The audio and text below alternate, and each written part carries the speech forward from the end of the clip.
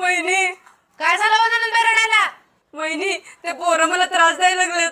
तुम्ही तुमच्या भावांना सांगितलं का? एक सेकंड. कुठले आहेत ती पोरं?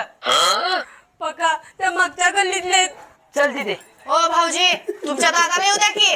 तुम्ही का बसा वहिनी, या पोरांचं रोजच झालंय, आज यांना धावतोच.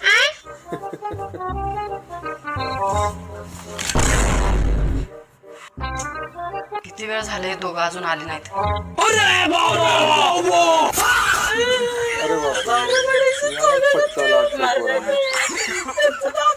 सांगतो बहिणी म्हणत होत्या दादाला येऊ दे थांब म्हणून.